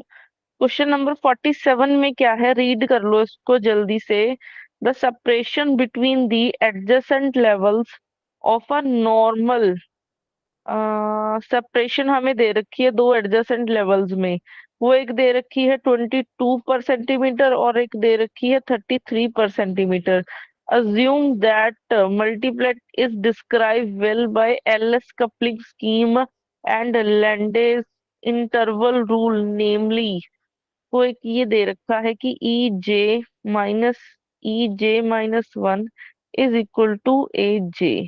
ठीक है, ये वाली वैल्यू दे रखी है और ए कोई कांस्टेंट है। द टर्म नोटेशंस बतानी है हमें क्या होंगी। टर्म नोटेशंस ऑप्शंस दे रखे हैं 3p012, बी ऑप्शन दे रखा है 3f234, सी ऑप्शन दे रखा है 3g345, डी ऑप्शन दे रखा है 3d123। इस क्वेश्चन को रीड कर लो जल्दी से। तीन एनर्जी लेवल्स है हमारे पास, तीन एस्पेक्ट। ठीक है, तीन एनर्जी लेवल्स है। दो का आपको इन दो का दे रखा है क्योंकि एडजेसेंट है ना, इन दोनों का दिया हुआ है 22 पर सेंटीमीटर। इन दोनों का जो वेव नंबर डिफरेंस है क्योंकि पर सेंटीमीटर में है ना, तो 33 पर सेंटीमीटर दे रखा है। ठीक है, अब हमने फाइंड करना है कि ये जो एनर्जी लेवल्स है कि इन तीनों के स्पेक्ट्रोस्कोपिक टर्म्स क्या होंगी, ये हमने फाइंड करना है। ठीक है, इन तीनों के स्पेक्ट्रोस्कोपिक टर्म्स क्या होंगी, ये हमने फाइंड करना है। तो उसको कैसे फाइंड करेंगे? अब इसके लिए आप एक चीज देखो, एनर्जी डिफरेंस हमें दे दिया गया है कि जो डेल्टा ई है वो हमारा ए जे के इक्वल है, और जे हम लोग लेते हैं लोएस्ट वाला, जे हम लोग लेते हैं लोएस्ट वैल्यू। ठीक है, तो अब हमें डेल्टा ई दे रखा है। एक तो अगर मैं दो लेती हूँ, देखो ऐसे लेती हूँ मैं, एक अगर जे ये है, आ, ऐसे मान लू मैं, एक क्योंकि दोनों का डिफरेंस है ना, एक J-1 है एक जे है, एक जे हो जाएगा, एक J-1, एक उससे ऊपर वाला हो जाएगा J+1। ठीक है, ऐसे मान सकती हूँ मैं ये चीज क्लियर है सबको कि मैंने कैसे लिखा है? एक जे मान लिया, एक J+1, उससे नीचे वाला J-1, ऐसे ही चलते हैं ना ये एडजेसेंट हमने, क्योंकि तीन एडजेसेंट एटम्स लेने हैं, तीन एडजेसेंट एनर्जी लेवल्स लेने हैं। एक के लिए मान लिया मैंने जे है, एक के लिए ऊपर +1 होगा, एक के नीचे मान लिया मैंने -1। अगर मैं इन दोनों का एनर्जी डिफरेंस लेती हूँ, इन दोनों का एनर्जी डिफरेंस लेती हूँ, तो क्या बनने वाला है मेरे पास? इन दोनों का एनर्जी डिफरेंस लूंगी तो आपके पास बनेगा डेल्टा ई की वैल्यू 22 पर सेंटीमीटर। और इसके लिए आपके पास ए मतलब जे हमने लेना है लोएस्ट वाला, तो J-1 लूंगी। फिर नीचे ऊपर वाले के लिए लूंगी, तो डेल्टा ई की वैल्यू उसके लिए 33 पर सेंटीमीटर दे रखी है। उसके लिए जे लेना है लोएस्ट, तो मैं लूंगी ये वाला जे। अब हम लोग इन दोनों को कर लेते हैं कंपेयर। ठीक है, इन दोनों को कर लेते हैं कंपेयर। पहले मेरे को बता दो कि ये मैंने लिखा है जो, क्या ये सबको क्लियर है कैसे लिखा है?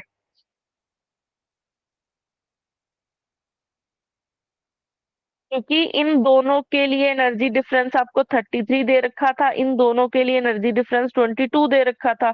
तो इसमें से जे लोएस्ट होने वाला है J-1, इसके लिए जे लोएस्ट होने वाला है जे। तो मैंने जस्ट जो हमें क्वेश्चन में गिवन था उसी से मैं लेके चली हूँ। ठीक है, उसी से मैं लेके चली हूँ। तो ये दो इक्वेशंस बन गई। अब मैं सेकंड वाली इक्वेशन से ए की वैल्यू निकाल लूंगी। ए की वैल्यू निकालूंगी तो 33 पर सेंटीमीटर बाय जे आ जाएगा। इसको मैं फर्स्ट वाली इक्वेशन में सब्स्टिट्यूट कर दूंगी। तो 22 पर सेंटीमीटर इज इक्वल टू, ये बनेगा 33 पर centimetre by J into J-1। तो यहाँ से सॉल्व करते हैं। सॉल्व करके क्या बनना चाहिए? 22J is equal to 33J-1। ये बन गया 33J-33। तो 22J-33J इज इक्वल टू -33। तो क्या बना है? 10J is equal to -10J is equal to -33। तो J की वैल्यू 3.3 आई है। हाँ? 3:1 3:1 11 बनेगा ना आपके साथ। ओह सॉरी, 11 आएगा। मैं भी सोच रही हूँ J पॉइंट्स में कैसे आ गया ये। C आ जाएगा आंसर। J की वैल्यू बन गई है 3। जे की वैल्यू कितनी निकल आई है? 3 निकल आई है। तो अगर J3 है तो ऊपर वाला बन जाएगा J4 और नीचे वाला बन जाएगा आपका J2। तो J2 3 4 वैल्यूज आई हैं। 2 3 4 वैल्यू सिर्फ इसी में आ रही है, ऑप्शन बी में।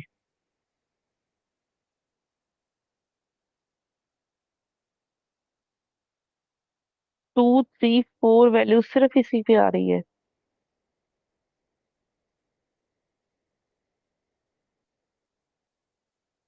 हम्म, और किसी में भी नहीं आ रही। क्लियर है सबको ये क्वेश्चन?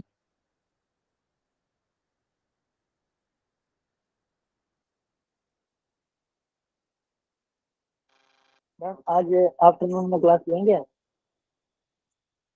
नहीं, इस वीक तो नहीं लूंगी। मॉर्निंग में होगी? जैसे आज नहीं लूंगी। आज तो क्योंकि मैं घर पे ही हूँ। घर पे ना एक्चुअली फाइबर का काम, घर पे तो क्या मतलब हमारे उसमें इधर ना फाइबर का काम चल रहा है। तो पूरा दिन वो नेट बंद रखते हैं, नई फाइबर डाल रहे हैं। तो या तो वो सुबह के टाइम चलता है, जहाँ रात को 8 8 पता नहीं 7 7 8 बजे चलाते हैं वो नेट दोबारा से। तो दिन के टाइम आज तो पॉसिबल नहीं हुआ, बट कल का मैं आपको बता दूंगी। मैम क्वेश्चन की प्रैक्टिस करवा दो, अब जितना हुआ उसकी प्रैक्टिस करवा दो क्वेश्चन।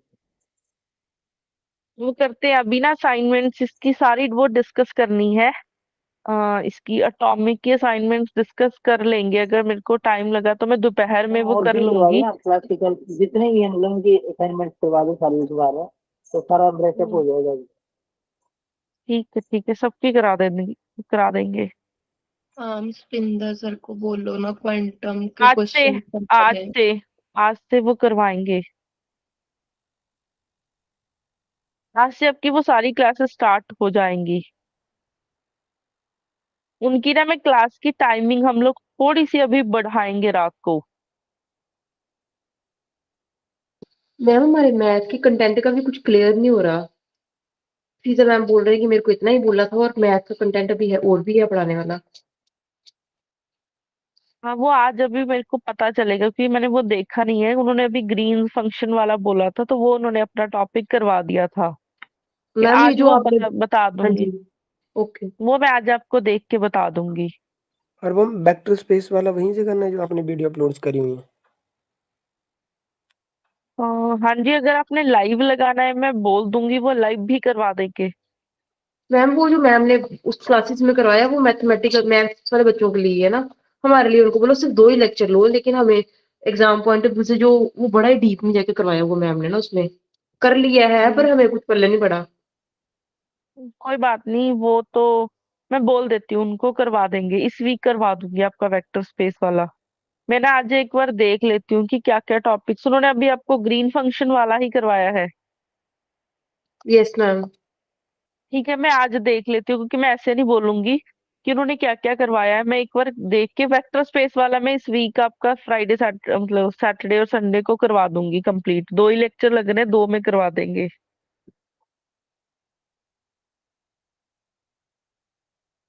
बाकी मैं ना थोड़ा सा आज नया शेड्यूल बनाती हूँ आपका। ठीक है, मैं पहले ही बता देती हूँ कि क्वांटम की क्लास थोड़ी सी बढ़ाएंगे अभी आपकी, रात की क्लास क्वांटम की, क्योंकि फिर उसमें न्यूक्लियर वगैरह भी आनी, उसकी प्रैक्टिस अगर आपने करनी है तो फिर बढ़ेगी, नंबर ऑफ आवर्स बढ़ेंगे फिर उसके। ठीक है, उसके लिए रेडी रहना, वो लगेगी रात को ही। क्वांटम आज भी लगेगी ना रात को फिर? हाँ जी, हाँ जी, आज से।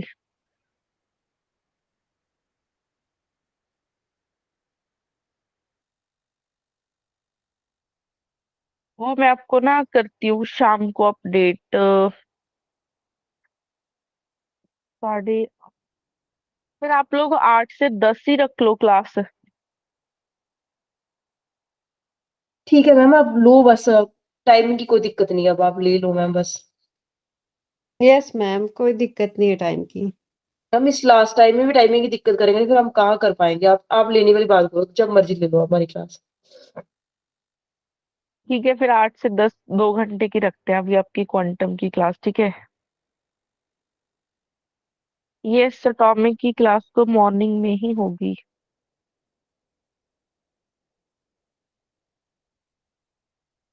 अच्छा, आपको लिशा मैम ने क्या क्या टॉपिक्स करवा दिए हैं?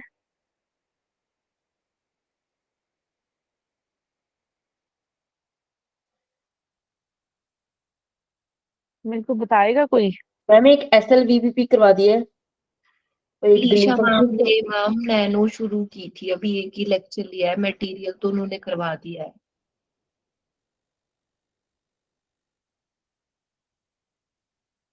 ठीक है। एक स्टूडेंट ने लिखा है कि स्टैटिस्टिकल नहीं होगी, करवाऊंगी। स्टैटिस्टिकल का भी मैं ना आपको या तो मैं लाइव क्लास ले लूंगी दोपहर में, अगर दोपहर में आज लाइव क्लास नहीं बनी तो मैं आज रिकॉर्ड कर दूंगी। अगर नेट चला तो दोपहर में लूंगी, अदरवाइज मैं रिकॉर्ड कर दूंगी, क्योंकि उसका बस मेरा एक ही लास्ट लेक्चर रहता है, फिर असाइनमेंट देनी है उसकी आपको मैंने। मैम उसके कुछ टॉपिक्स नहीं हुए हैं स्टैटिस्टिकल के ना? वही बता रही हूँ, जो रहते हैं ना टॉपिक, उसी की बात कर रही हूँ। Okay okay. नॉन आइडियल वाला जो बचता है ना, उसी की बात कर रही हूँ मैं। ठीक है, करते हैं फिर। मैं बाकी ना आज आपको शेड्यूल शेयर करती हूँ बना के नया।